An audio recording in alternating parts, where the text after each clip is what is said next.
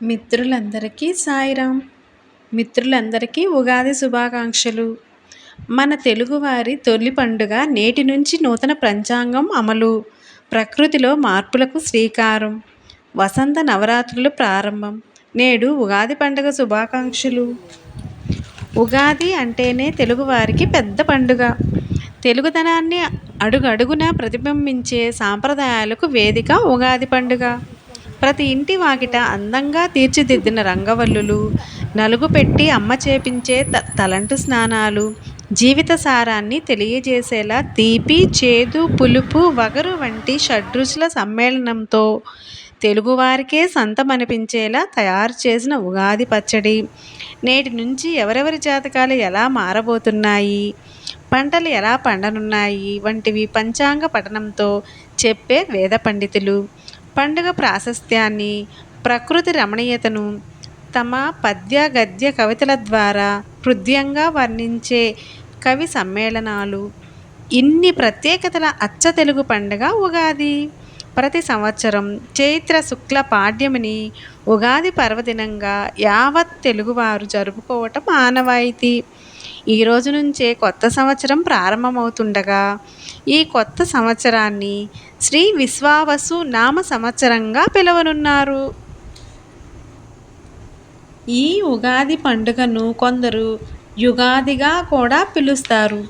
ఇది తెలుగువారికి సంవత్సరాది, అంటే ఈ రోజు నుంచే తెలుగు సంవత్సరం ప్రారంభమవుతుందన్నమాట.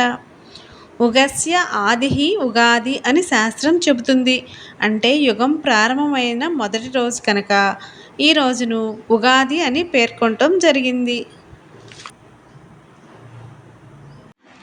ఇక ప్రభవాది 60 తెలుగు సంవత్సరాల్లో 39వ సంవత్సరమైన శ్రీ విశ్వావసు నామ సంవత్సరం సకల శుభాలకు ఆలవాలమని పంచాంగకర్తలు చెబుతున్నారు.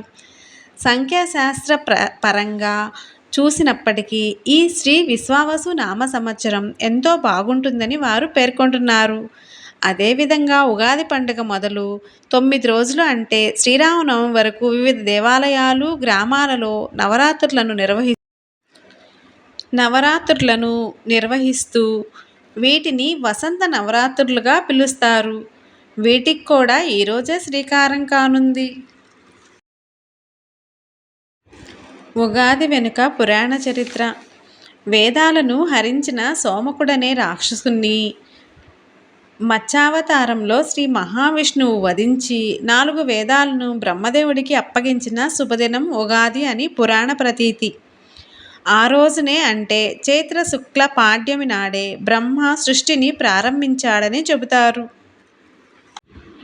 ఉగాది నాడు వేపపూత, బెల్లం, చింతపండు, నెయ్యి కూడిన పచ్చడిని తింటే రాబోయే సంవత్సరం సౌఖ్యదాయకంగా సాగుతుంది అని అర్థం.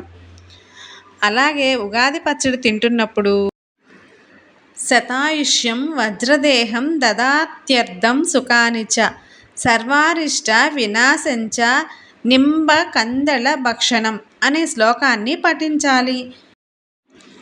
వేపపూతను కలిపిన ఉగాది పచ్చడిని తినడం వల్ల శరీరం వజ్రంలా దృఢంగా మారుతుందని, అరిష్టాలన్నీ తొలగిపోతాయని, 100 సంవత్సరాలు సుఖ సంతోషాలతో జీవిస్తారని ఈ శ్లోకం చెబుతుంది.